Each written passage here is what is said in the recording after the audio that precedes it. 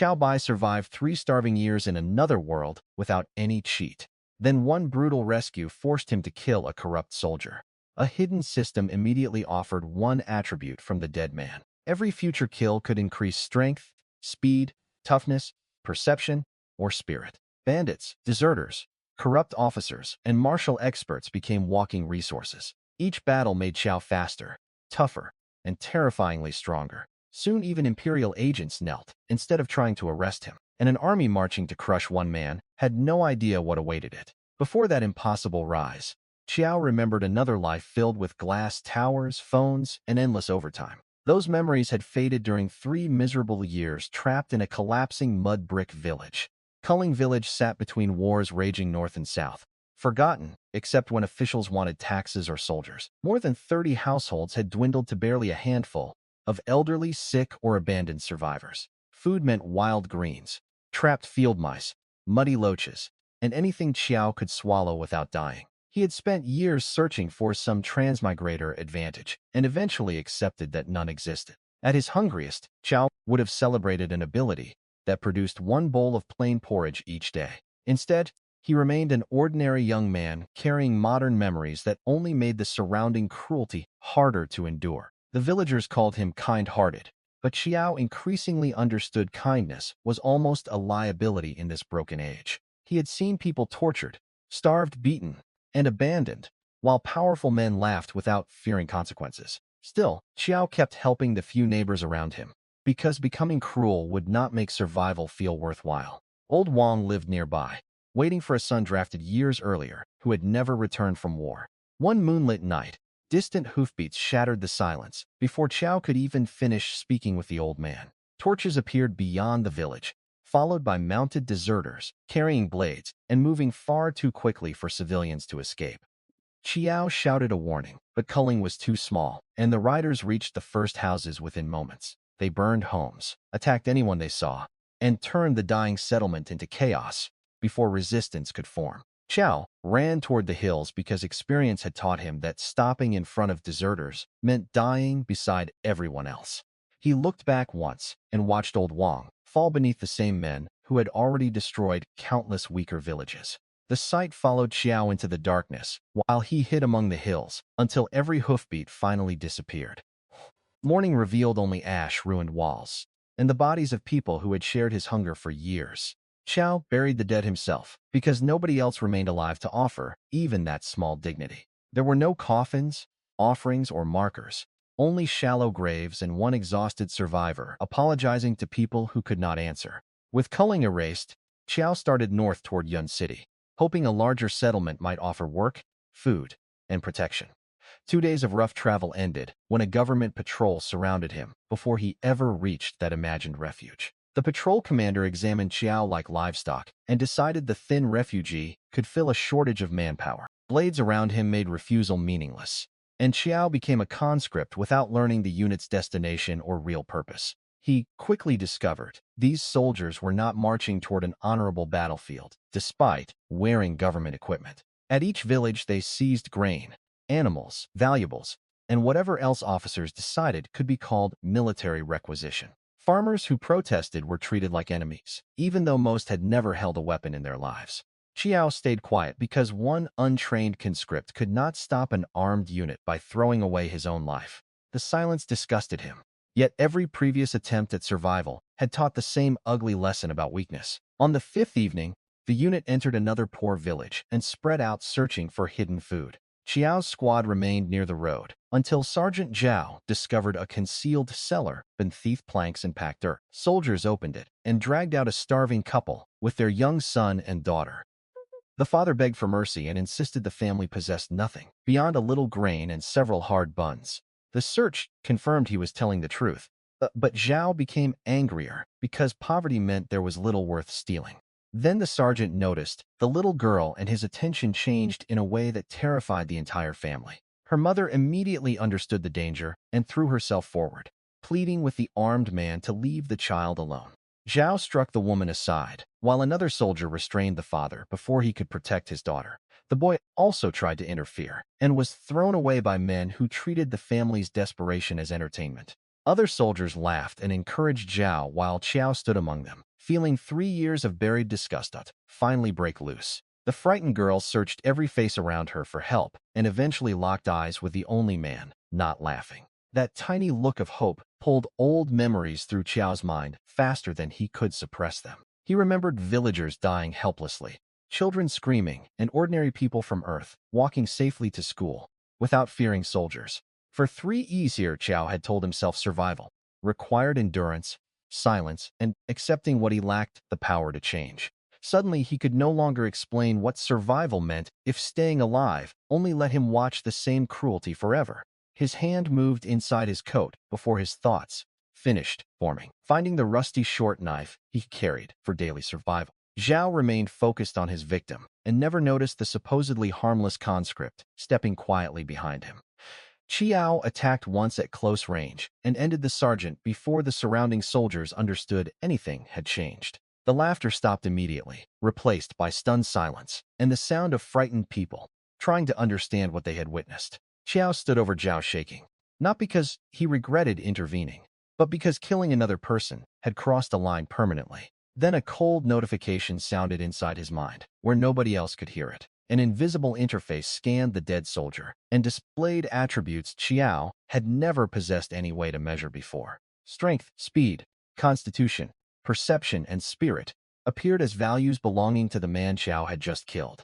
The systems gave Chiao one choice and only a few moments to make it before the opportunity vanished. Every confirmed kill allowed him to plunder one attribute from the defeated target and add it permanently to himself. Chiao chose speed first because the surviving soldiers were already recovering from shock and reaching for weapons.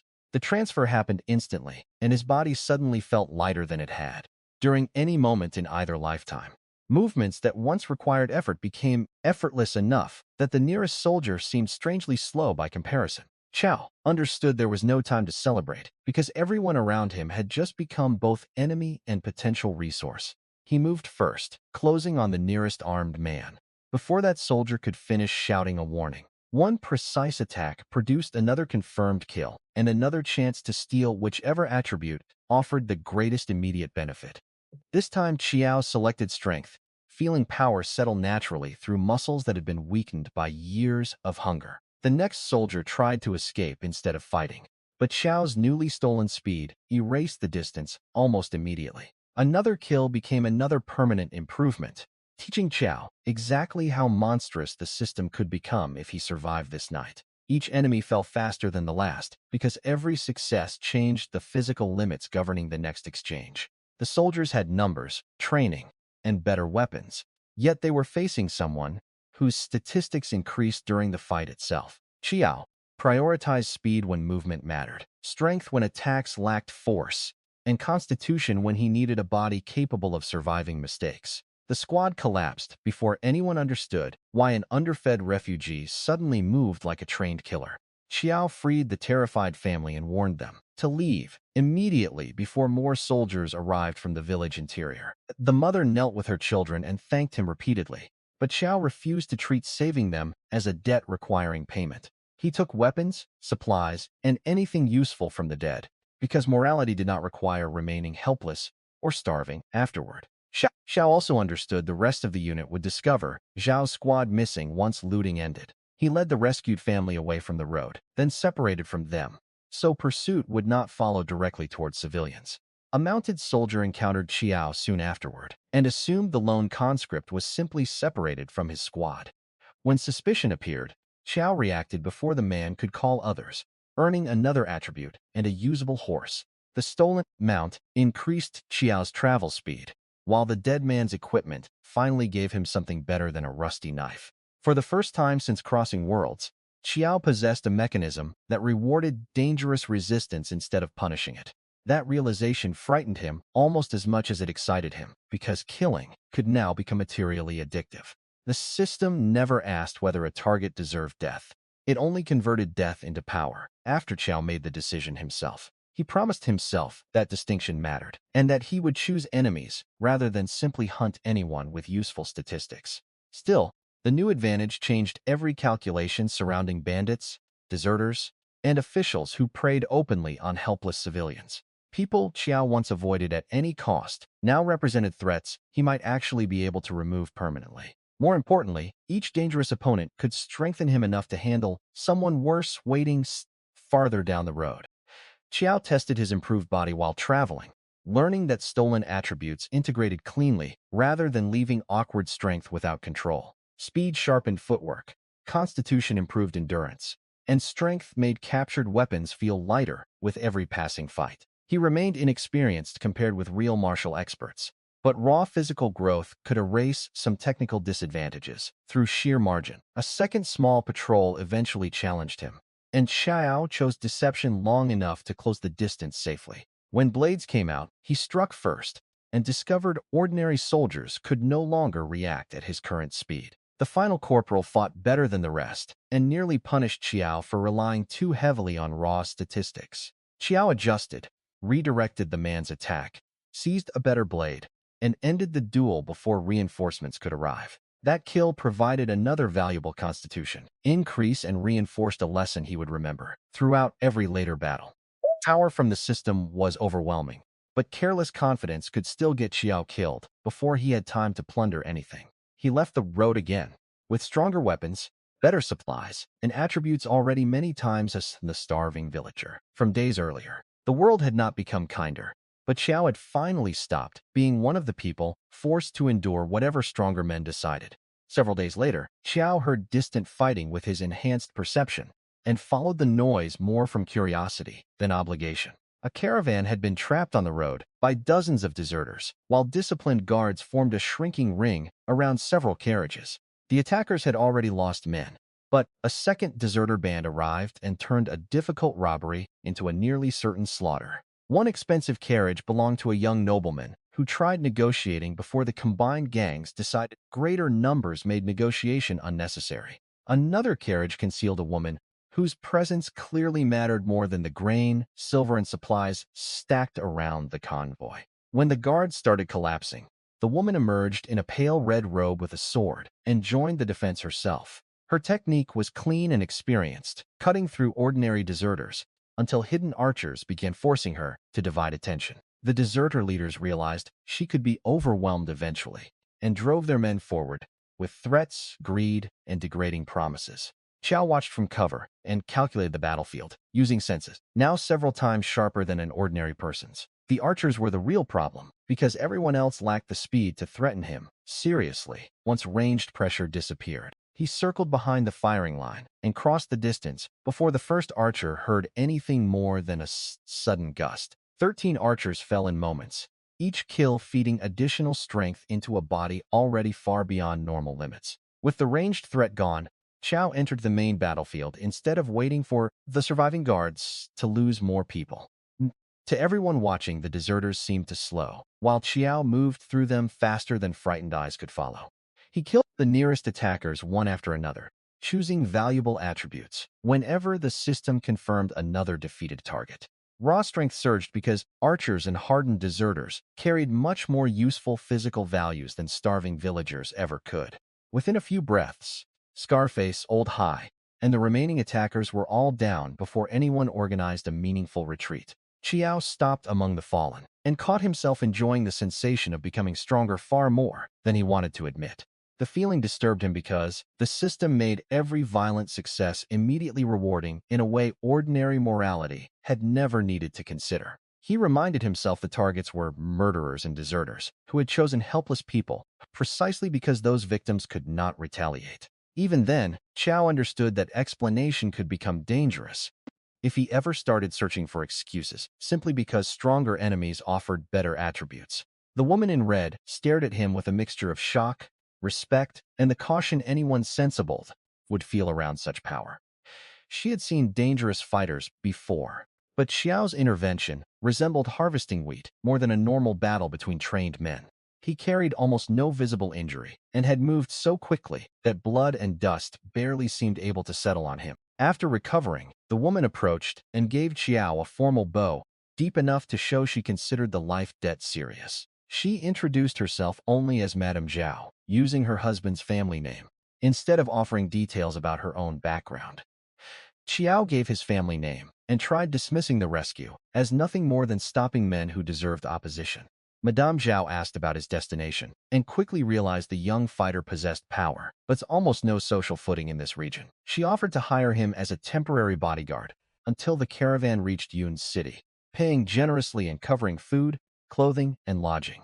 The proposal appealed to Chiao because he lacked papers, connections, and any reliable way to pass city gates as an unknown refugee. He accepted with conditions. Protecting her was fine, but he would not obey orders blindly or attack innocent people without understanding why. Madame Zhao agreed immediately and added that Chiao could leave whenever the danger exceeded what he considered reasonable. Her answer impressed him because she offered both respect and an escape route instead of trying to purchase loyalty with pressure. The caravan resumed its journey with Chiao, riding alongside the woman whose life he had just saved. Madame Zhao had bandaged her wounded arm and returned to the saddle, rather than retreat into the safety of her carriage. Xiao Chu noticed she watched him carefully, studying what caught his attention and how someone so powerful responded to ordinary conversation. He asked about the Northern War, because village rumors had never explained who was fighting or why entire districts kept losing soldiers. Madame Zhao described the Bone Folk, a northern people whose homeland looked unlike the green countryside. Xiao understood. Their plains were covered in pale grass, twisted bonewood, and eerie green fires that made night camps resemble haunted burial fields. Bone Folk warriors were unusually tall, with gray-toned skin, yellow eyes, braided hair, and ornaments taken from animals or defeated enemies. Their traditions treated animal hides, bones, and spirits as sources of supernatural significance rather than ordinary clothing or trophies. Some warriors wore ritual hides prepared through methods Madame Zhao found disturbing, even after years around military violence. Their funerary customs involved returning bodies to wolves because they believed the dead continued through those sacred animals. More importantly, Bone Folk fighters could become terrifying raiders who knew wilderness warfare better than many conventional government units. Xiao listened with increasing interest because a world containing warriors like these probably contained attributes far beyond common soldiers. He kept that thought private, knowing Madame Zhao would understandably find excitement about dangerous enemies difficult to explain. She also mentioned Bloodvine territory, strange forests, and border peoples, whose traps had killed entire formations without direct confrontation. The descriptions expanded Xiao's understanding of the world beyond starving villages and corrupt patrols. For the first time since transmigration, he began realizing his system might eventually let him survive places ordinary travelers treated as legends or death zones. Before that future mattered, the caravan still had to cross roads crawling with deserters, refugees, bandits, and opportunistic armed groups. Madame Zhao distributed food to displaced civilians whenever the group stopped, reducing the supplies hidden inside her expensive carriages. Chiao noticed the pattern, because people who claimed kindness in this era often became much less generous when nobody important was watching. Her behavior matched the condition she had accepted earlier, making him more comfortable staying beside her. Longer than originally planned, a desperate group of refugees later approached, after violence destroyed their own route and supplies. The surviving guards tensed, but Madame Zhao ordered food distributed rather than treating every starving stranger as a disguised attacker. One exhausted father carried a weak child and refused to fight others for the first portions, despite clearly needing help. When he finally approached Madame Zhao, he knelt and thanked her repeatedly until she had to stop him from injuring himself. Chiao watched the refugees eat and remembered Culling village, knowing how easily any of these people could have become another abandoned corpse.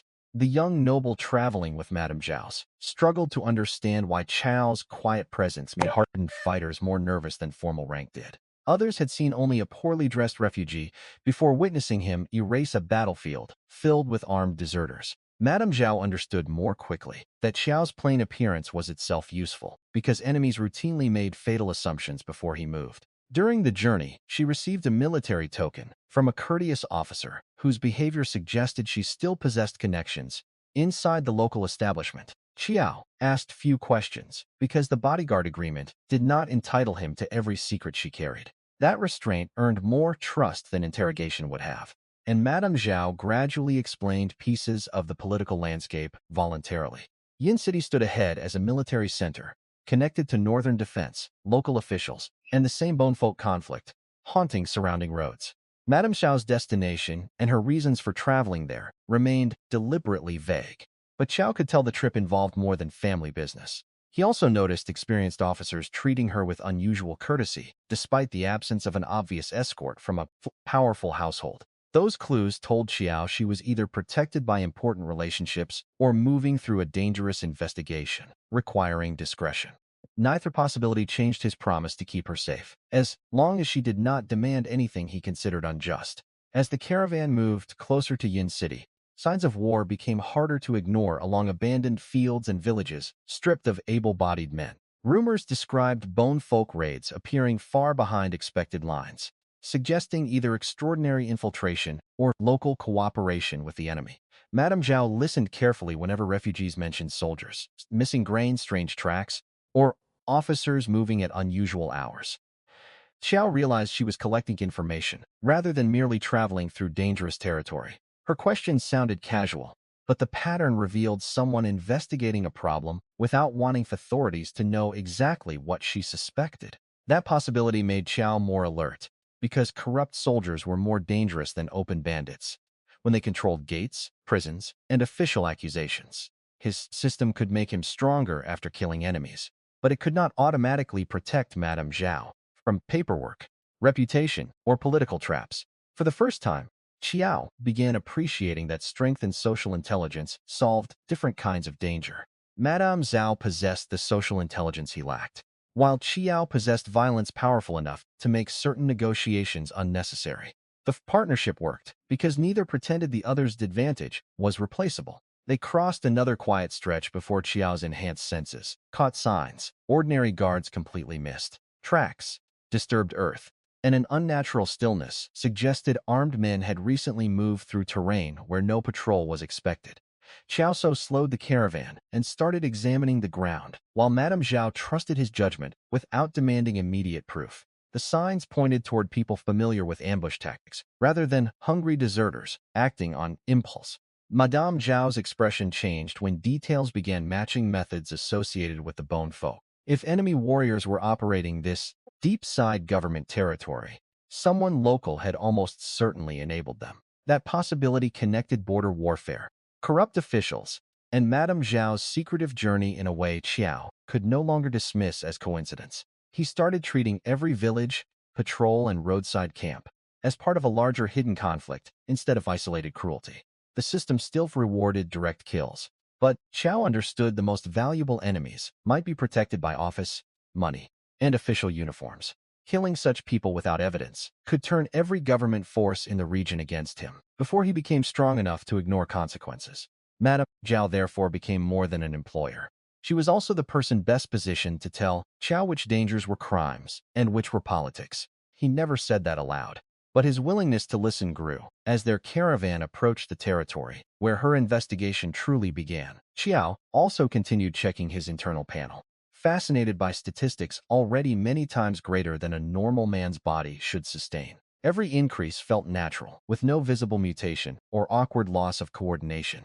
Despite the impossible accumulation, perception sharpened sounds, movement, and distant activity until Chiao could detect trouble long before ordinary guards reacted. Spirit remained harder to understand, but he suspected it influenced mental resilience, awareness, or abilities the world had not yet revealed. Rather than spread every future kill evenly, Chiao planned to choose attributes according to immediate weaknesses and the strongest value each target offered. That simple strategy turned every enemy encounter into both a battle and a resource allocation decision.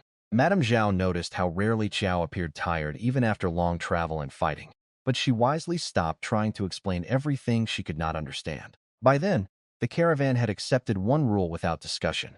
If Chiao suddenly stopped moving, everyone else should become very careful. The road ahead looked ordinary, but the conspiracy waiting near Yin City would soon prove more dangerous than every deserter they had already killed. Next, near the next settlement, Chiao found evidence that bone folk had recently passed through and deliberately concealed part of their movement. The trail led toward a village where frightened residents had already been caught between local troops and northern raiders. Chiao entered cautiously because the enemy finally represented something beyond ordinary deserters and might reveal how high useful attributes could climb. Bone folk fighters appeared in numbers large enough to overwhelm the handful of people still capable of resistance. Their size, hide equipment, and brutal confidence matched Madame Zhao's description closely enough that nobody needed formal identification. The first bone folk warrior charged expecting another weak civilian and discovered Chiao could cross killing distance before the attack properly began. One confirmed kill revealed attributes much higher than common men, immediately proving these northern fighters were extraordinary resources for the system. Chiao selected the stat that best improved his current balance and turned toward the next target without wasting time admiring the gain. The remaining bone folk attacked together, assuming numbers could correct the shocking loss of their first warrior.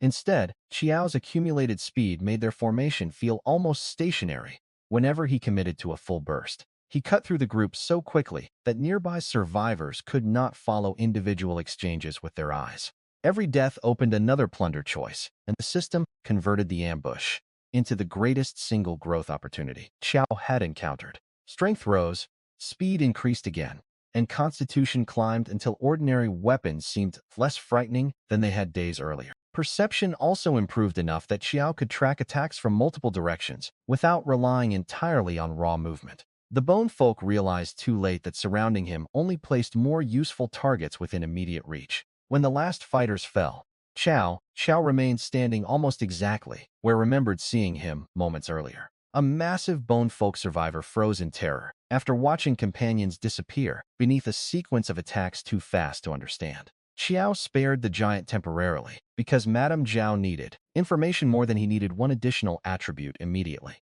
The captive expected torture or execution and struggled to believe Chiao could possibly have another reason for keeping him alive. Madame Zhao questioned him about raids, local contacts, supply routes, and officials dealing secretly with northern forces.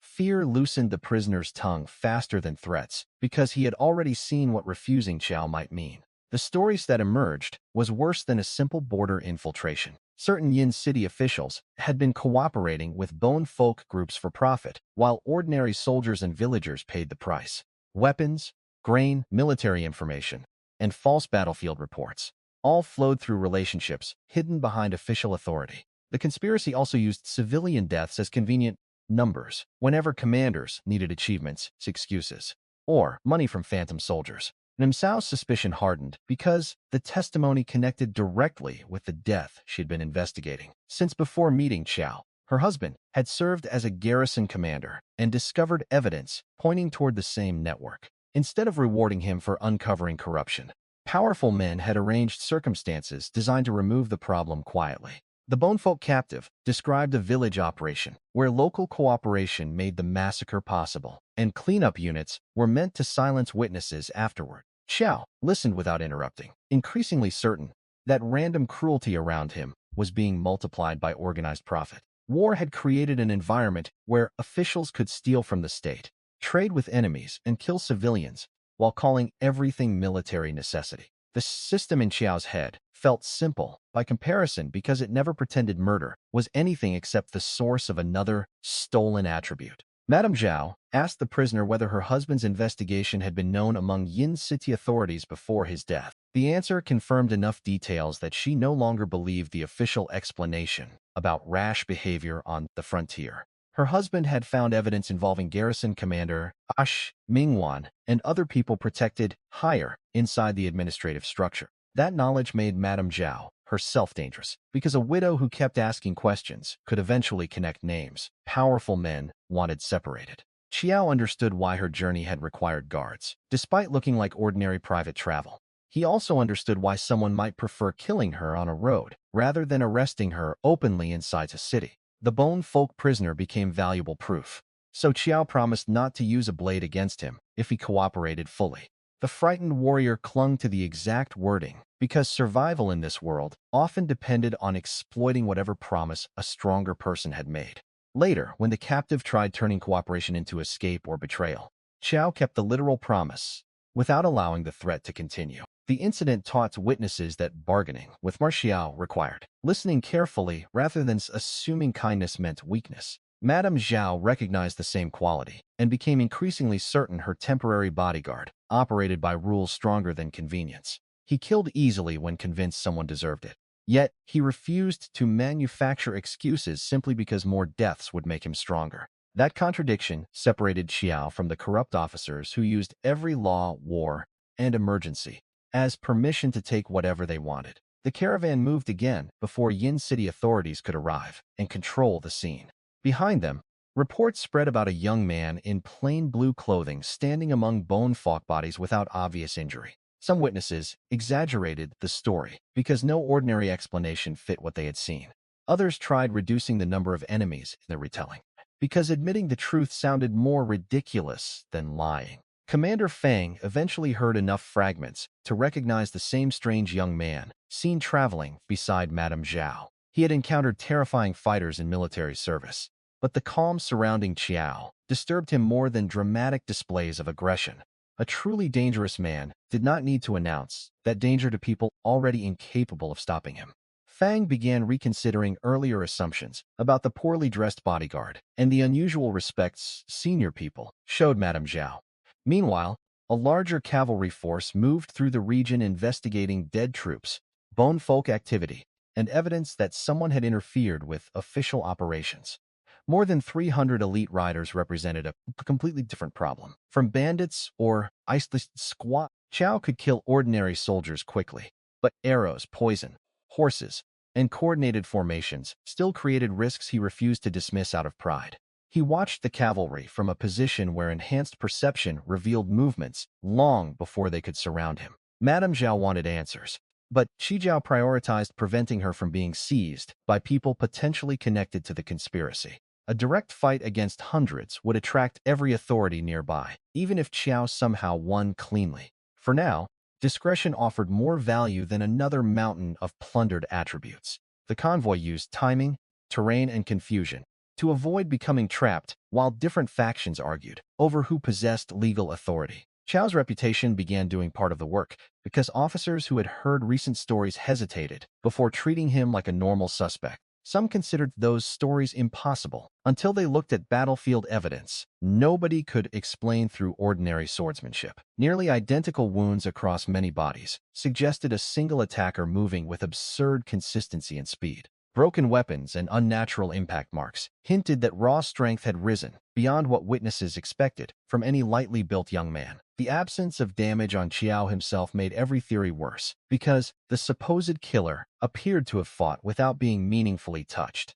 One officer privately concluded Chiao might belong to the highest tier of martial masters, normally found only in stories and elite households. Another insisted no lone fighter could stand against disciplined cavalry forever and blamed fear for exaggerating the reports. That disagreement protected Chiao temporarily because nobody wanted responsibility for testing the impossible theory personally. Madame Zhao used the hesitation to continue toward a safer route where she could investigate her husband's death beyond Yin City's immediate control. Once distance opened, she finally told Chiao the personal story behind the journey instead of hiding behind vague business. Her husband had treated her well and returned whenever military duties allowed, despite spending long periods near the frontier. Before his final departure, he warned that Six's assignment could keep him away much longer than usual.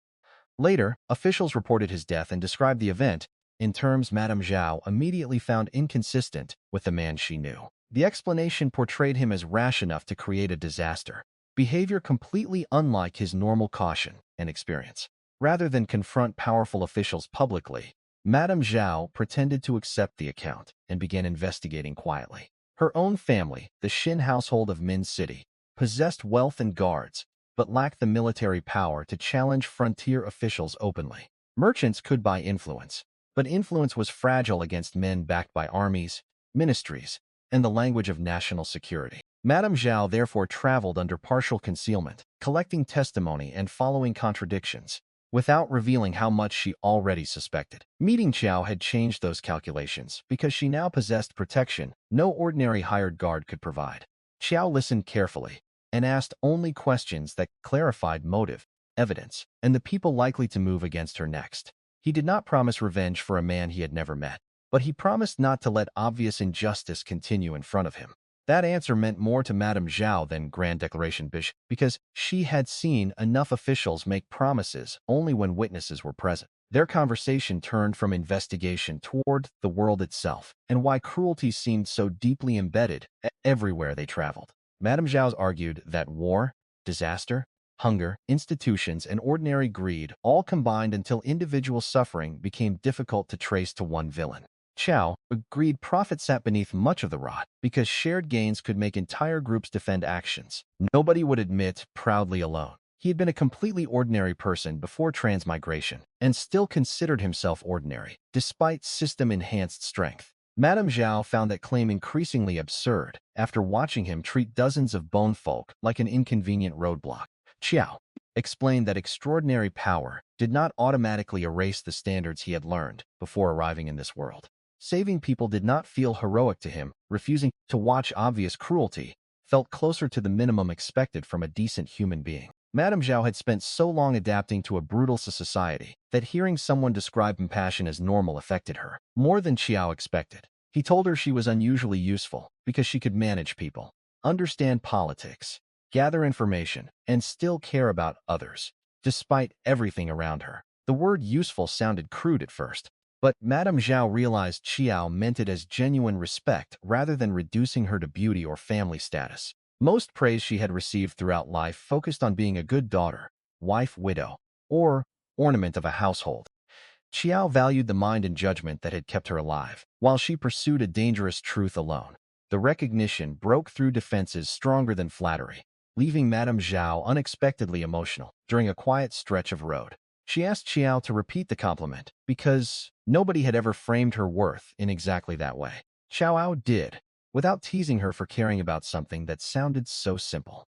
Their relationship shifted afterward from employer and hired bodyguard toward two people who genuinely trusted each other's different strengths. Madame Zhao became more willing to explain political risks before Chiao acted, while he became more willing to consider consequences beyond the immediate target. That balance mattered when another government force finally blocked the caravan and demanded answers about bodies left behind near Yin City. The officer leading the confrontation was General Xiao Funing, a hard military man with enough troops to make ordinary resistance suicidal. Xiao accused Madame Zhao of colluding with bone folk and connected her movements to the deaths of soldiers under official command.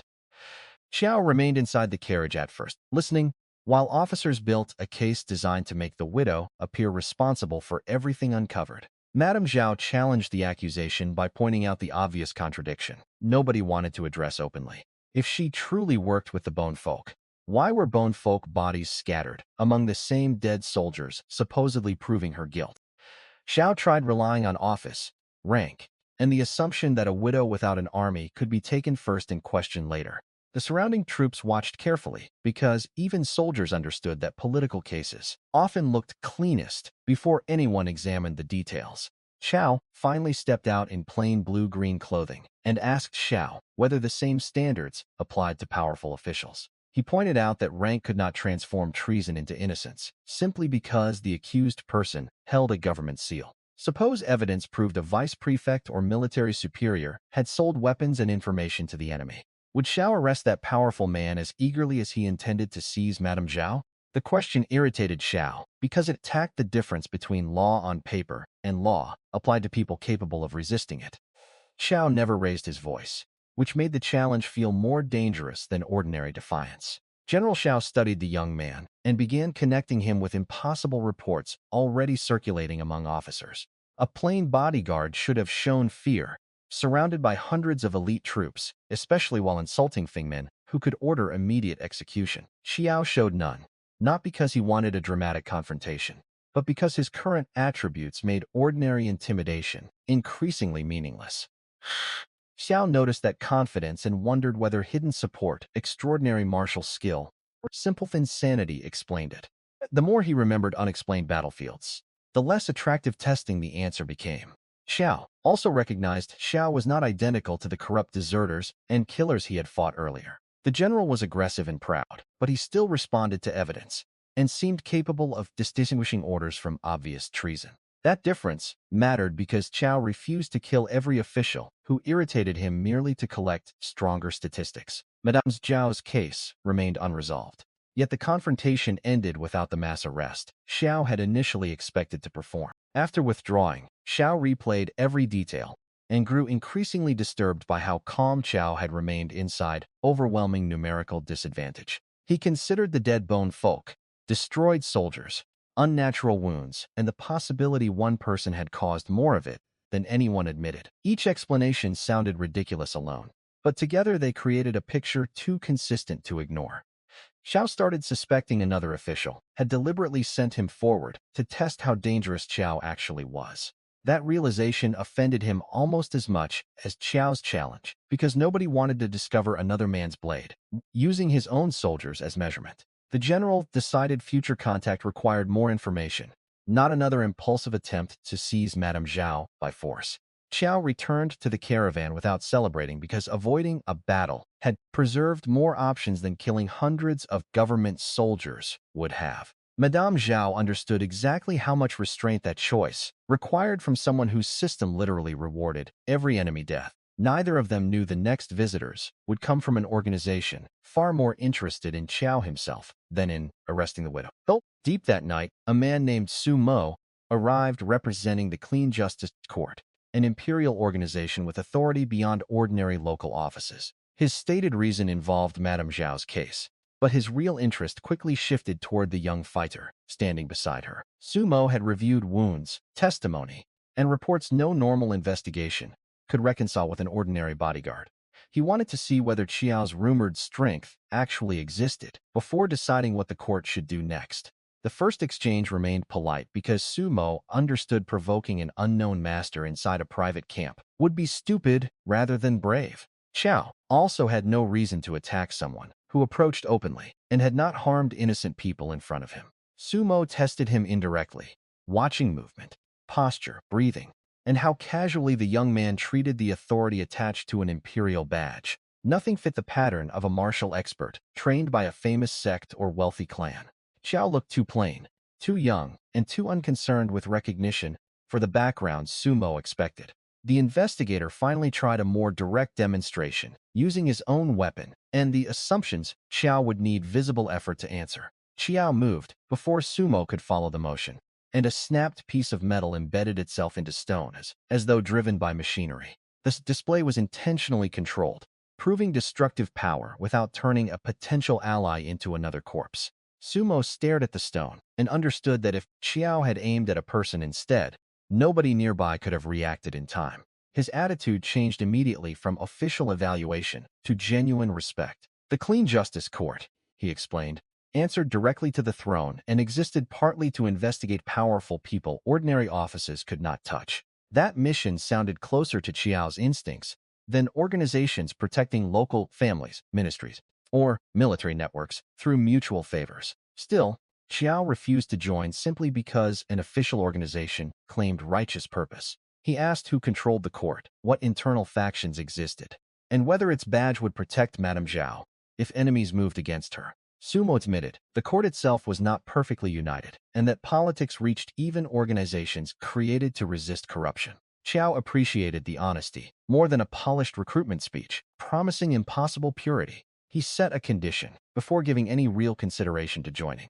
Su Mo would return to his superiors and secure protection for Madame Zhao and the people traveling with her during the remaining investigation. Anyone attempting to move against them would face Clean Justice Court authority rather than forcing Chiao to solve every threat personally. Sumo accepted the task but warned he needed several days to travel, report, negotiate, and return with formal approval. Chiao agreed because one man's strength could not be everywhere simultaneously, no matter how absurdly high his attributes became. Madame Zhao understood the logic immediately and recognized Chiao was building institutional protection around her instead of simply promising more violence. The decision impressed her because he gained nothing directly from the condition, beyond reducing future danger to someone else. She later asked why a man strong enough to ignore ordinary jobs would consider serving inside any institution at all. Chiao explained that overwhelming personal strength still left practical problems like identity, information, law, travel, and protecting people when he was absent.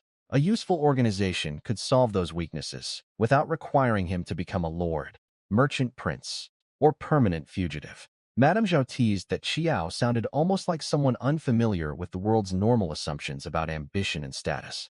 struck close to the truth, but Chiao's only smiled, rather than explain reincarnation to someone who already had enough impossible facts. Their conversation deepened the quiet intimacy growing between them, though neither treated the dangerous journey like a romance detached from surrounding threats. Su Mo's departure should have created breathing room, but the Ministry of Punishments soon moved before the Clean Justice Court could formalize protection. A director named Qin Zhan led more than 20 skilled ministry fighters along the road to intercept the group. Unlike ordinary patrols, these men carried the confidence of officers accustomed to arrests, backed by political power and lethal force. Sumo had already warned Chiao that the Ministry and Clean Justice Court competed constantly despite both claiming to serve national order. The Ministry's arrival therefore represented more than one arrest attempt. It was another piece of the struggle between imperial authority and entrenched powerful interests. Qin Yan introduced himself with rank and expected the title alone to control the conversation. Chiao instead asked questions that treated him like any other armed man standing in the way. The director found the lack of fear insulting, because lower officials normally reacted to ministry authority before hearing any specific accusation. His fighters spread out, prepared for violence, and assumed one young man could be contained if negotiation failed. Chiao examined them through the system and noticed their attributes were significantly stronger than summon soldiers. That made the encounter politically dangerous but mechanically valuable if Qin Yan chose the wrong answer. The director did exactly that, escalating from authority toward open force, rather than reconsider the impossible calm in front of him. Chiao moved before the formation completed its attack. The first ministry fighter fell quickly enough that several others never realized. The battle had already started. Each confirmed kill gave Chiao another attribute selection. From opponents trained far beyond ordinary conscripts, he harvested strength from the physically strongest men, speed from faster specialists, constitution from hardened veterans, and perception whenever the value justified it.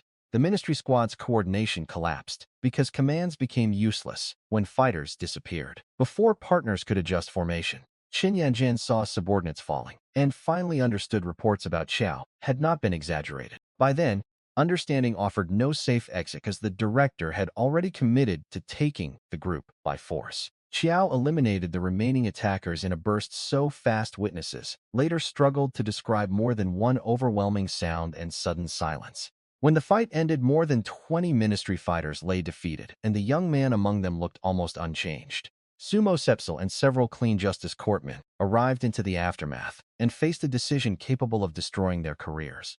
Helping conceal or explain ministry deaths could put them directly against powerful superiors and entrenched interests.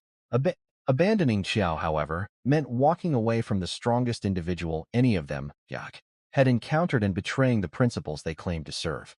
Sumo looked at the bodies, then at Chiao, and realized official promotion suddenly felt much smaller than the road opening in front of him. He openly declared that if his superiors refused Chiao, after everything he had seen, he would leave the Clean Justice Court himself. Then, Sumo knelt and asked to follow Chiao personally, rather than merely recruit him as another Imperial officer. The declaration shocked everyone, because Clean Justice Court agents represented the throne and rarely bowed to unaffiliated wanderers. Several centurions watched their superior kneeling in blood and made the same decision after considering what remaining inside normal bureaucracy offered them. One after another, they knelt and asked Chiao to accept their loyalty. The scene reversed the social order surrounding every earlier encounter. Officials with rank, pay, legal authority, and futures inside the imperial system were begging to follow a man with no office, estate, or permanent home. Chiao did not accept immediately from vanity, because followers created responsibilities the system had never prepared him to manage.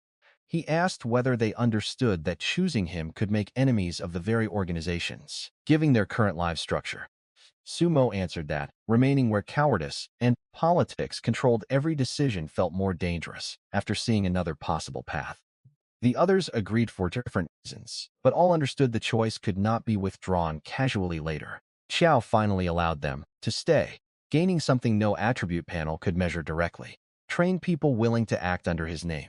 The new followers immediately began handling bodies, evidence, travel arrangements, and practical problems Chiao previously solved alone or ignored. Madame Zhao watched the change carefully and understood Chiao had just crossed from solitary power into the beginning of an organization. System had made one man stronger through killing, but other people were now attaching their futures to what he chose to do with that strength. Chiao checked his updated panel after the ministry fight and saw numbers that would have looked impossible only weeks earlier. Strength had climbed into the hundreds compared with a normal man, while speed and constitution had risen to equally absurd scales. Perception and spirit lagged behind physically dominant attributes, but were still dozens of times stronger than ordinary values. The exact numbers mattered less than what Chiao could now do without meaningful preparation. Weapons felt fragile. Stone could be damaged casually, and distances that once required planning disappeared beneath explosive movement. Even Chiao sometimes struggled emotionally to think of himself as human, while his body ignored limits governing everyone around him. He reminded himself that becoming physically inhuman did not require abandoning human judgment. Madame Zhao reinforced that point, without intending to, whenever she treated him like a person instead of a weapon or divine monster. She still asked whether he had eaten, slept, understood political consequences, or considered what frightened ordinary companions around him. Those mundane concerns anchored Chiao more effectively than staring at ever-growing numbers inside his head. News of the ministry disaster reached Yun City and surrounding officials in fragmented, contradictory forms. Some reports claimed bandits had ambushed Xinjiang, while others blamed the Clean Justice Court because old rivalry made that explanation convenient. A few people quietly connected the disappearance with the same young man seen around Madame Zhao. General Xiao Funing heard the rumors and immediately remembered standing within striking distance of Chiao during their earlier confrontation.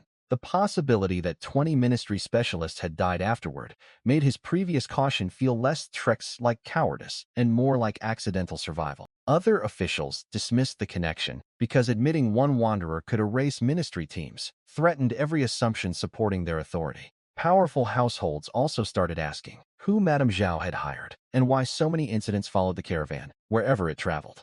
The investigation into her husband, meanwhile, drew closer to the Shin family.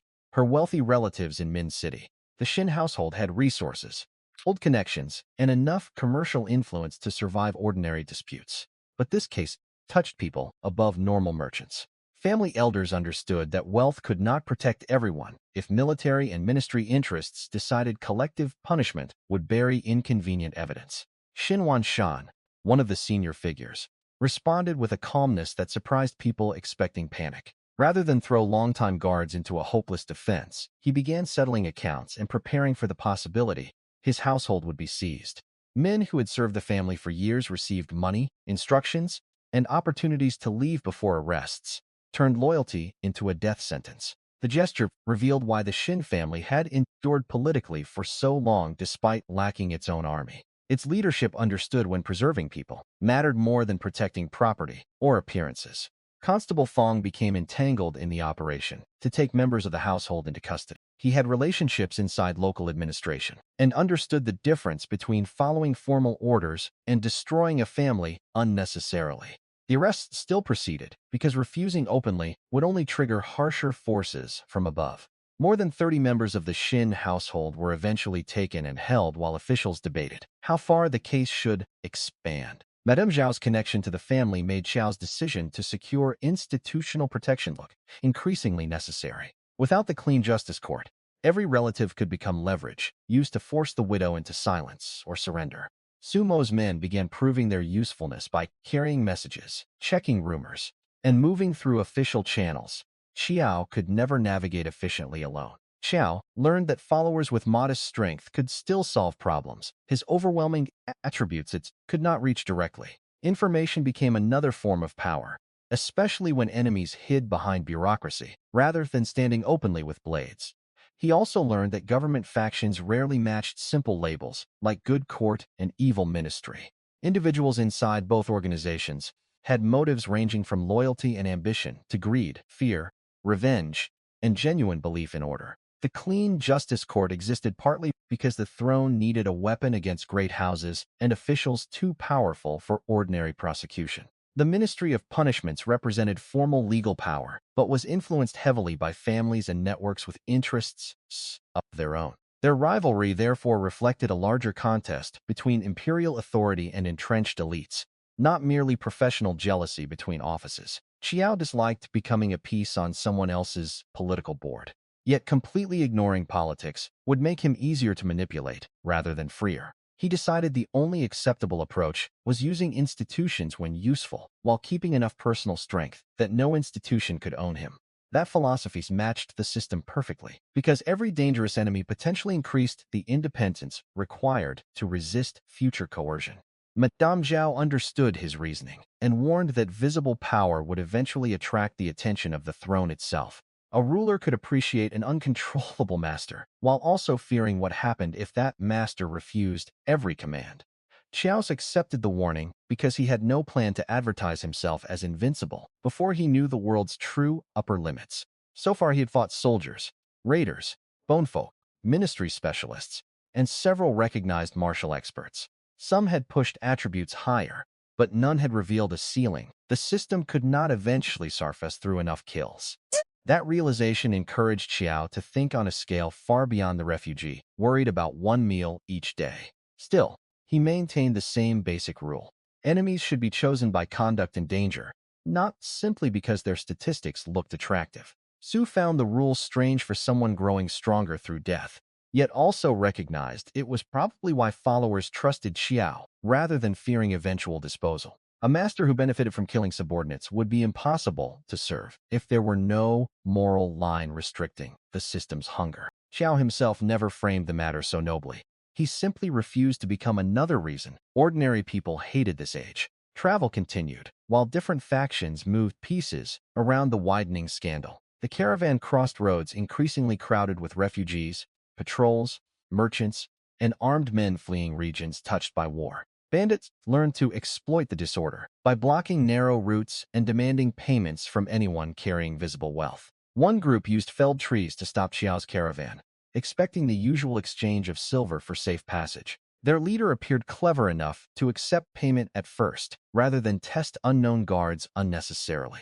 Chiao watched the men study carriage shapes, horses, weapons, and the people they thought might be valuable hostages. The apparent compromise lasted only until greed overcame caution near the most important carriage. When the bandits moved, Chiao answered, before the guards needed to expose Madame Zhao to another chaotic melee. The road erupted briefly, then became quiet almost as fast as previous encounters. These water and road bandits carried lower attributes than ministry specialists, but dozens of kills still produced meaningful cumulative growth. Chiao selected the best available values, rather than obsessing over rarity, because small permanent gains multiplied enormously across repeated battles. Afterward, his panel rose again and reinforced how quickly quantity could compensate for mediocre individual enemies. The surviving caravan guards stared less than before because impossible speed had become something they associated with Chiao's presence. Newer travelers reacted differently, struggling to understand why experienced companions seemed almost casual around a battlefield one man had erased. Madame Zhao ordered bodies handled and the road cleared rather than allowing the incident to derail their larger objective. Chiao respected that practicality because stopping for dramatic reflection after every fight would only give enemies more time to organize. The group moved onward while rumors behind them grew faster than the caravan itself. Some stories described Chiao as a hidden sect ancestor, others as a demon cultivator, divine warrior, escaped palace weapon, or nameless monster wearing human skin.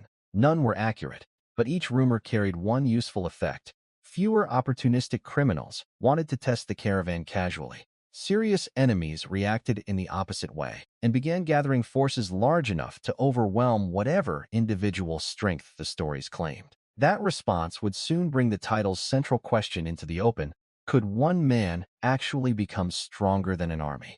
The deeper Chiao traveled into official territory, the clearer it became that his greatest enemies would not always look like obvious villains. Bandits declared themselves with blocked roads and drawn weapons, but officials could bury crimes beneath seals, reports, witnesses, and controlled investigations. Madame Zhao taught Chiao to listen for what people avoided saying, as carefully as what they admitted directly. A missing name in a report could matter more than a page filled with accusations if that omission protected someone powerful. Chiao's enhanced perception made him excellent at noticing physical reactions, but interpreting motive still required patience he had never needed in open combat. He began watching pauses, glances, changes in breathing, and the direction people looked when particular officials were mentioned.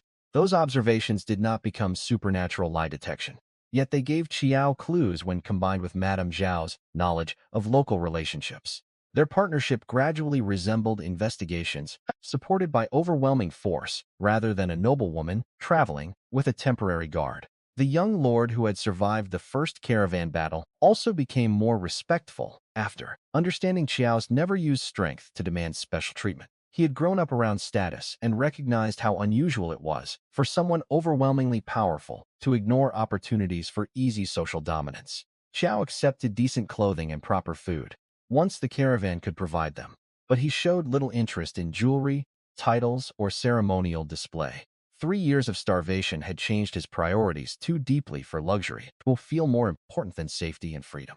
When Sen served good meals, he still ate with the quiet appreciation of someone who remembered digging food from mud. Madame Zhao noticed that habit and stopped assuming his plainness came from deliberate eccentricity. Chiao had genuinely lived at the bottom of societies until the system appeared, and that past shaped every judgment he made about powerful people. He distrusted anyone who treated civilians as numbers, because he had been one of those numbers before becoming strong enough to answer back. That memory also explained why he disliked officials, describing massacres as acceptable losses or military necessity, without examining who profited. The Bone Folk conspiracy showed how easily war could become a business model for men far from the frontline sides. Weapons sold secretly to enemies created more attacks. Attacks justified more troop spending, and dead civilians could be rewritten into achievements. False soldiers existed on paper, so commanders could collect resources for men who never needed food, armor, or pay.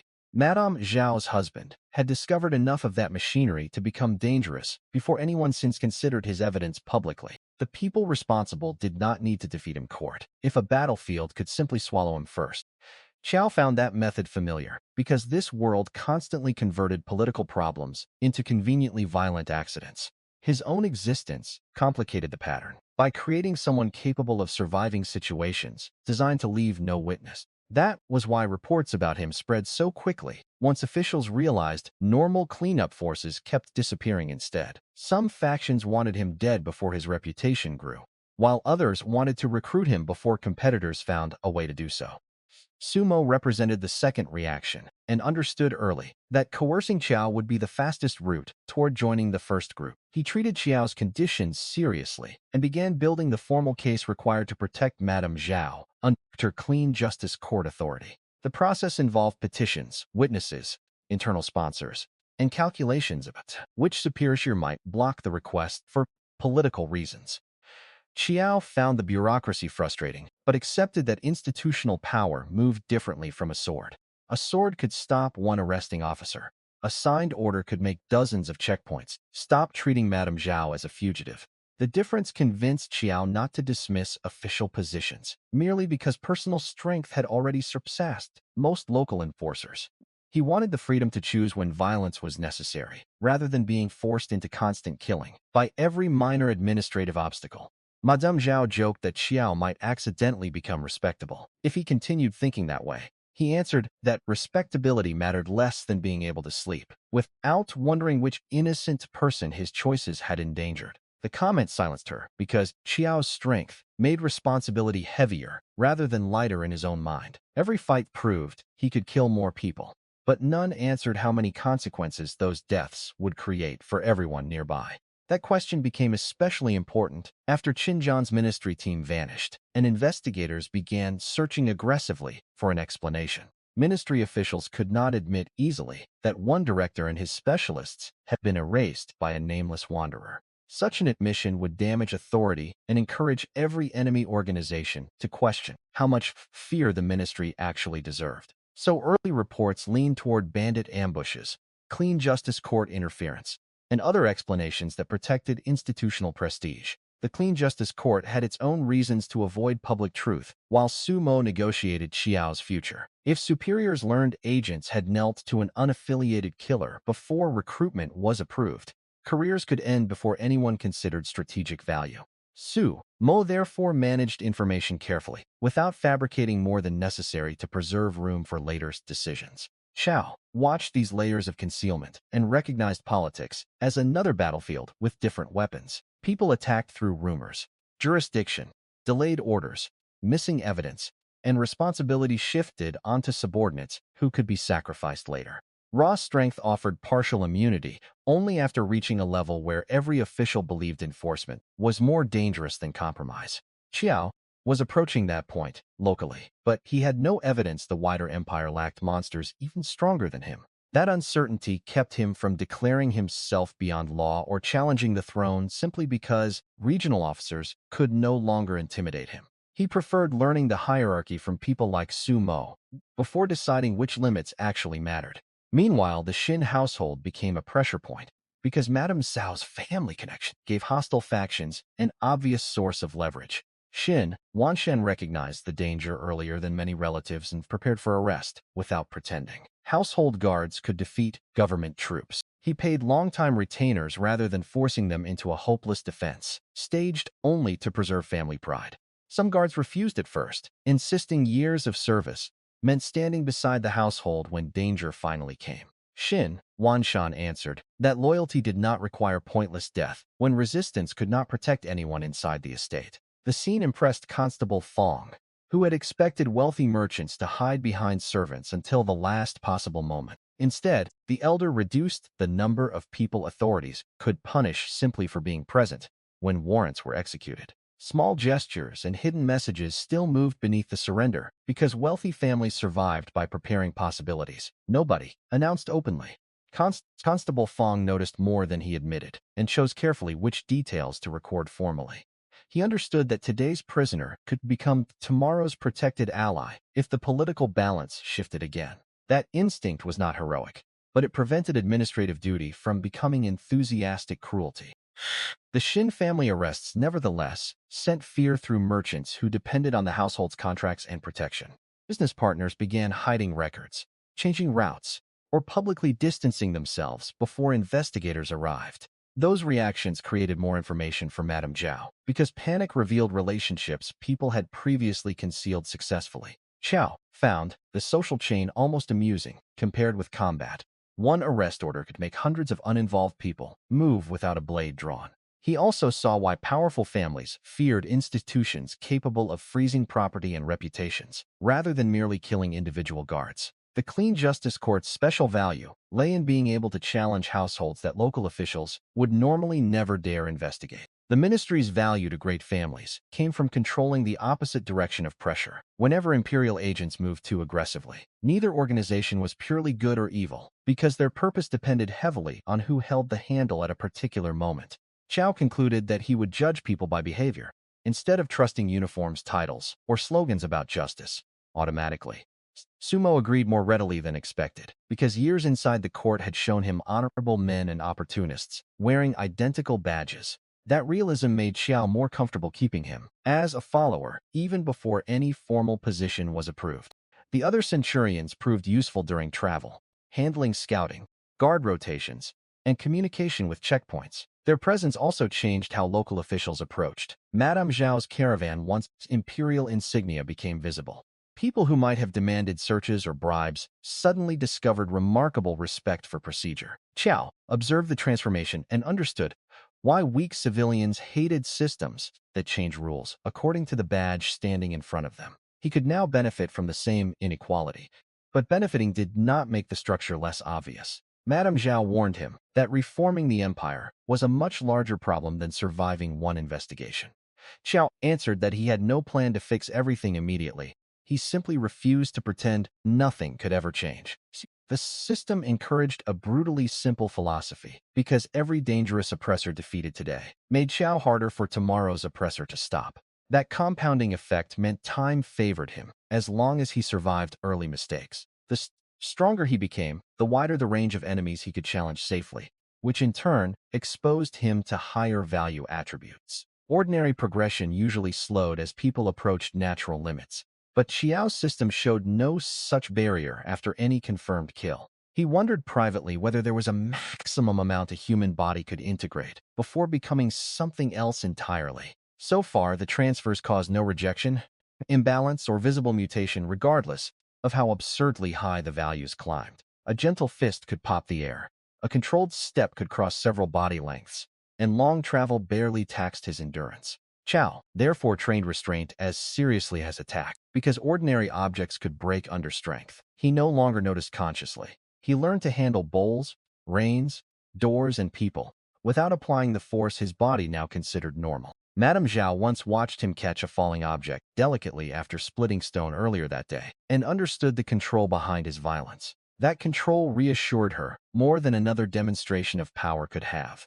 Enemies often saw Chiao only during moments when restraint ended, creating the legend of a man who transformed instantly from calm traveler into disaster. Followers saw the other side, including the long, quiet stretches when Chiao listened, ate, slept, or helped refugees without demanding recognition.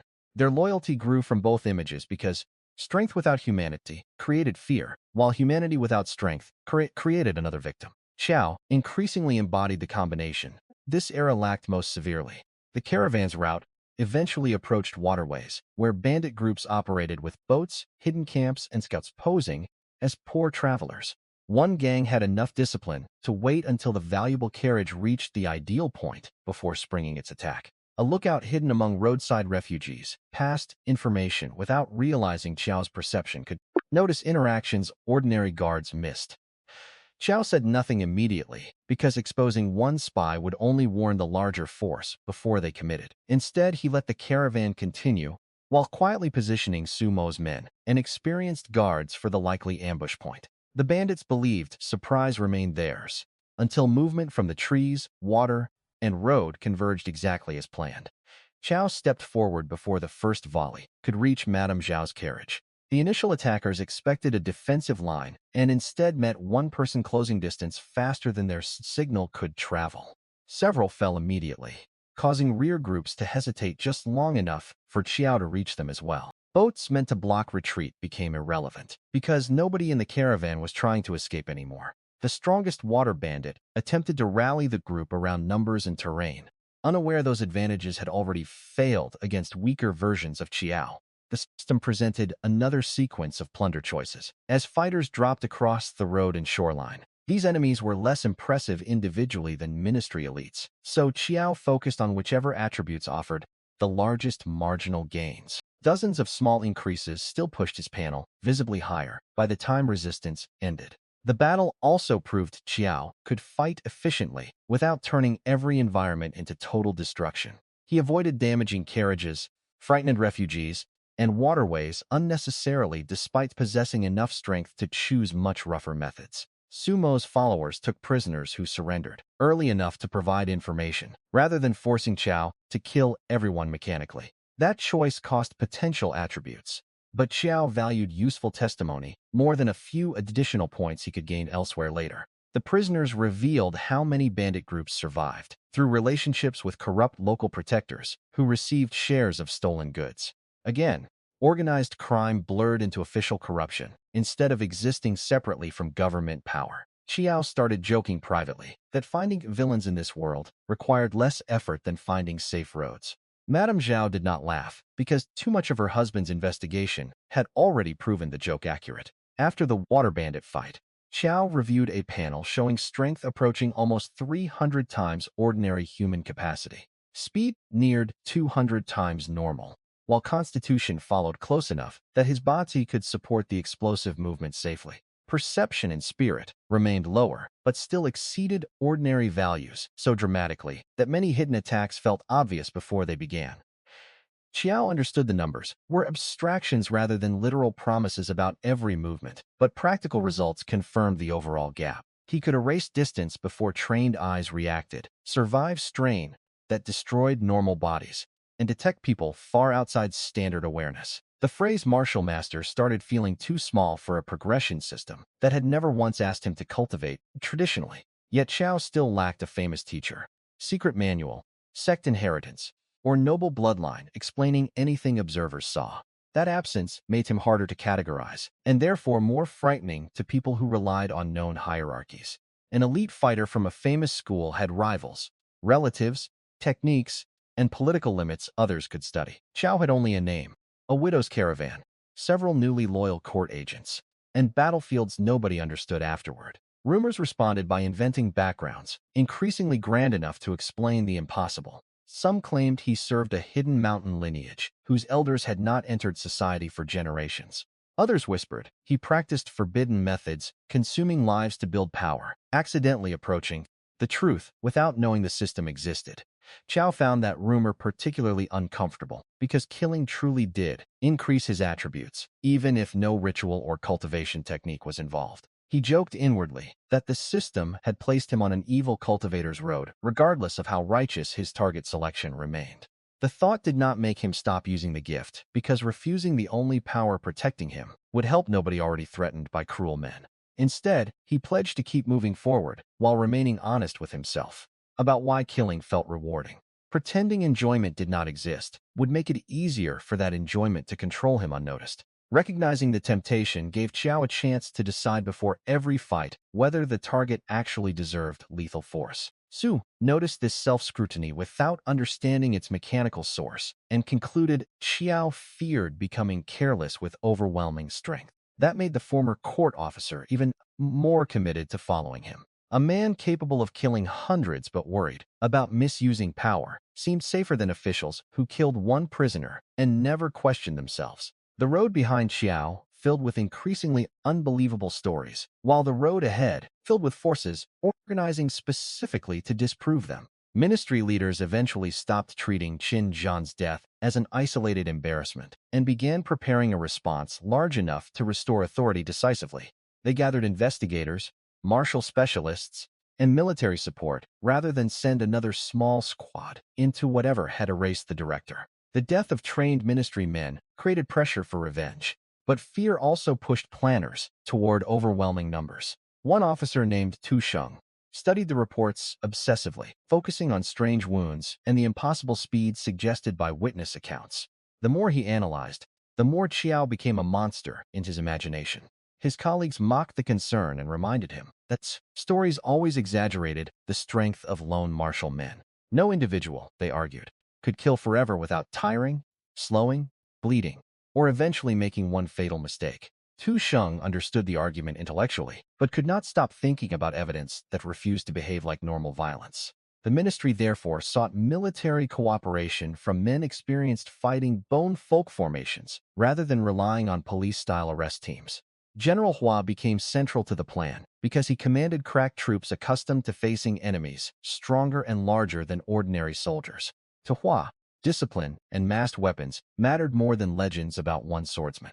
A master could kill 10, 100, perhaps several hundred, but an army could continue feeding fresh attackers into the same space. That confidence formed the foundation of the force, now beginning to move toward Chiao's route.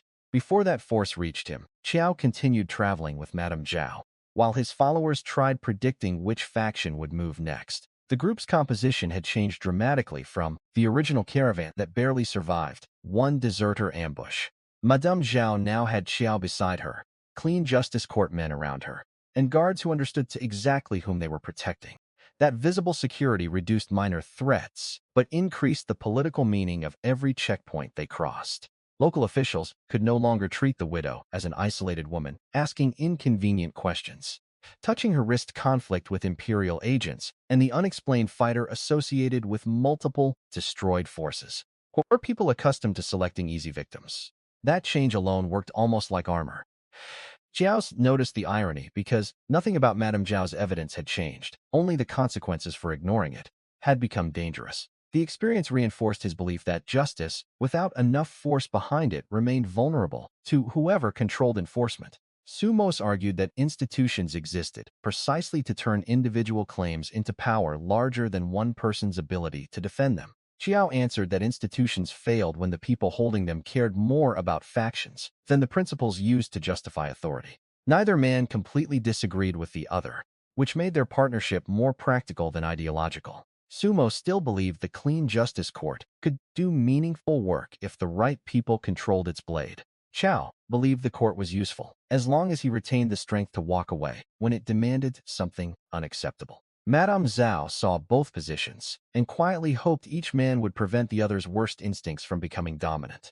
Her own investigation had taught her that absolute trust in systems was dangerous, but complete isolation made powerful enemies impossible to challenge. The Shin family crisis demonstrated both truths at the same time. Formal authority had enough power to seize a wealthy household.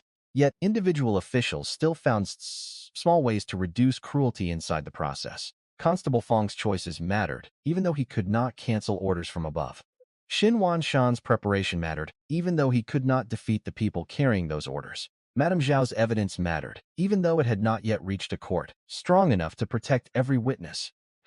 Chiao's strength mattered because it prevented hostile factions from simply erasing the persons connecting those pieces together. No single element solved the case, but together they created the possibility that truth might survive long enough to matter. That realization subtly changed Chiao's understanding of power from a number on his panel into something involving relationships, information, and timing.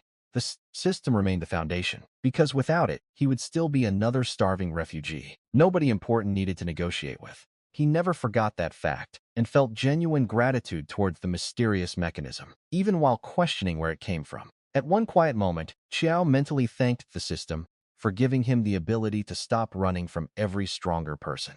Then he joked to himself that if killing was the required road, he intended to keep plundering villains as efficiently as possible. The humor masked a serious commitment because Chiao had chosen to continue using the gift rather than fear what others might call evil cultivation. His current panel showed an accumulation no ordinary training method could approach with a human lifetime. Dozens of ministry and bandit kills had pushed physical stats higher while improving weaker areas, slowly whenever useful targets appeared.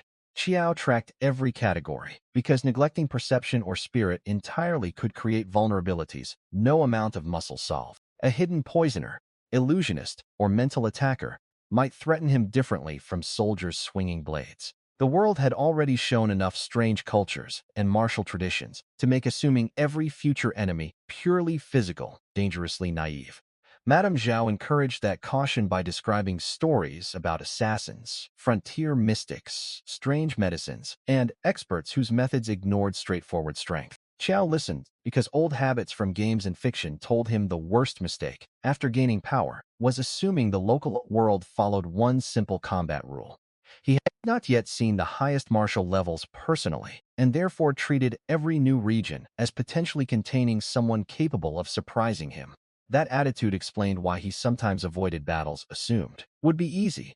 Winning was not useful if hidden poison, political retaliation, or collateral danger created a worse problem than the enemy originally posed. Chiao preferred fights where he understood why the target deserved death and what would happen immediately afterward. When information remained incomplete, he increasingly let Su Mo investigate first, rather than satisfy curiosity with a blade. The former court officer appreciated the trust and started presenting reports in a concise style suited to Chiao's impatience with ceremonial language. Names, loyalties, likely motives, available evidence, and immediate threats came first, while protocol followed only if it changed decisions. This working method helped Chiao learn government structure without spending hours memorizing titles he might never need again. He distinguished local constables from prefectural officials, military commanders from ministry agents, and Imperial investigators from ordinary court clerks. Every category came with different chains of command, making one official's promise meaningless as against another jurisdiction, unless backed properly.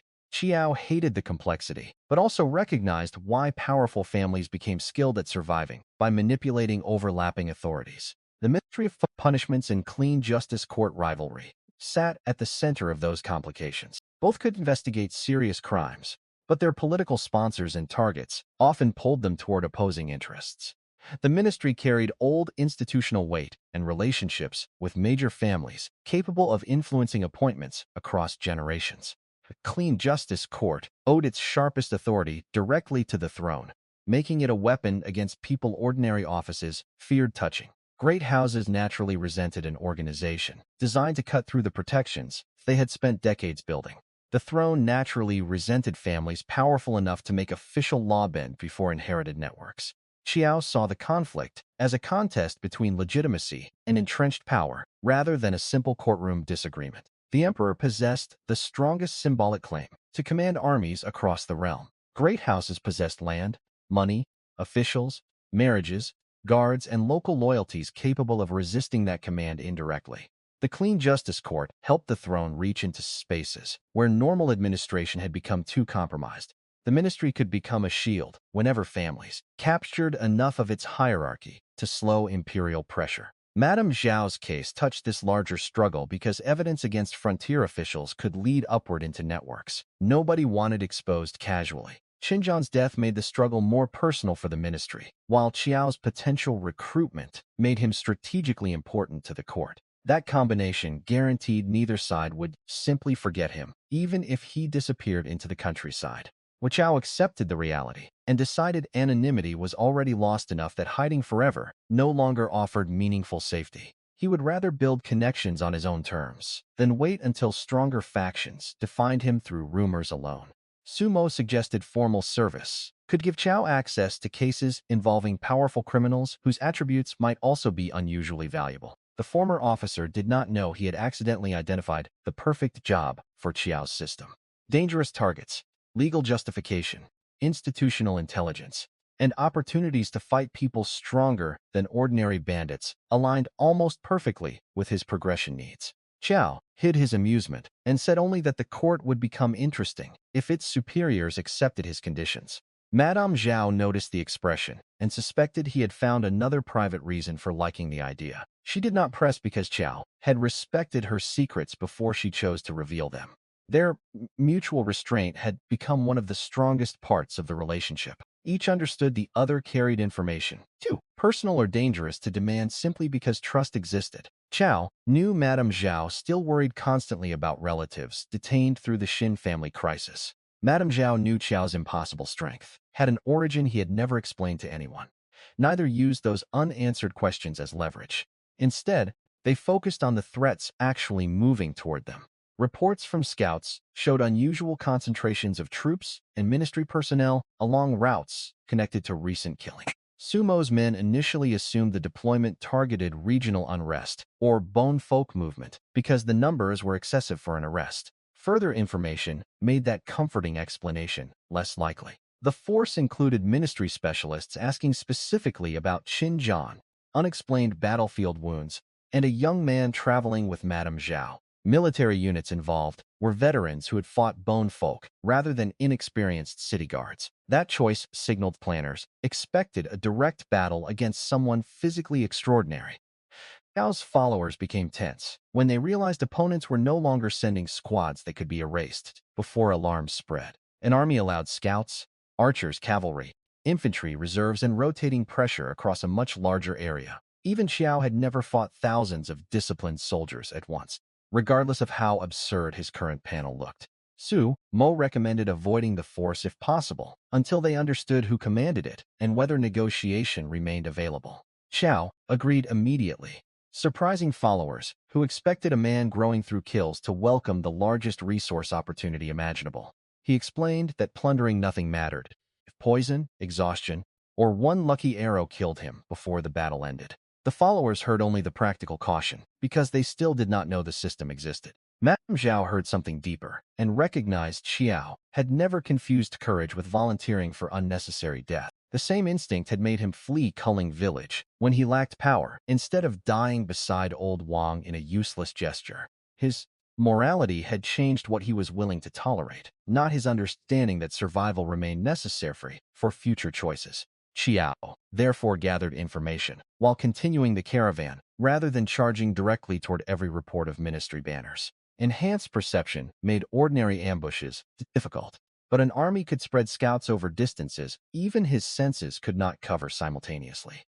Sumo organized forward riders, while other followers watched the rear for units attempting to close a trap. Madame Zhao reduced unnecessary stops and limited public conversation about their intended destination. The caravan civilians were told only enough to understand why discipline suddenly mattered more than speed or comfort. Chiao also prepared himself mentally for the possibility that avoidance would fail. He reviewed captured weapons, checked routes, identified terrain favoring movement, and considered which enemy categories would produce the best attributes during prolonged fighting. If forced into battle, he planned to target specialists and officers first, rather than waste early energy cutting through the weakest ranks. Archers represented special danger because enough projectiles could create probability rather than accuracy. Cavalry created mobility and encirclement problems, while heavy infantry could slow movement through compressed terrain. Ministry experts likely posed the greatest individual threat and offered the best plunder rewards at the same time. Chiao also considered killing leaders quickly to collapse morale. Though veteran troops might continue fighting under subordinate officers, the system gave enormous advantages during attrition, because every confirmed kill could strengthen or replenish the margins, separating Chiao from attackers. What remained unknown was whether stolen constitution translated into enough endurance to make fatigue irrelevant across thousands of exchanges. No previous fight had lasted long enough to test that limit meaningfully. The army marching toward him was therefore both terrifying and uniquely suited to reveal what the system truly meant at scale. Elsewhere, General Hua interpreted the same situation from a completely different perspective. He had spent years commanding men against the bone folk, who were stronger physically than ordinary soldiers. Experience taught him that formations, arrows, discipline, and fresh reserves could destroy opponents who looked individually superior. Stories about one impossible martial master did not overturn everything war had already taught him. Tush remained less certain because ministry evidence showed patterns no veteran killer or battlefield berserker should produce. He had studied bodies carrying wounds delivered with speed and force difficult to reproduce through any normal method. The more reports he compared, the more he suspected the same person had survived confrontations involving wildly different enemy numbers. General Hua warned that fear could make an investigator connect unrelated events into one monster simply because coincidence felt unsatisfying. Tu Sheng admitted the possibility, but could not explain why so many survivors described the same calm young man in plain blue clothing.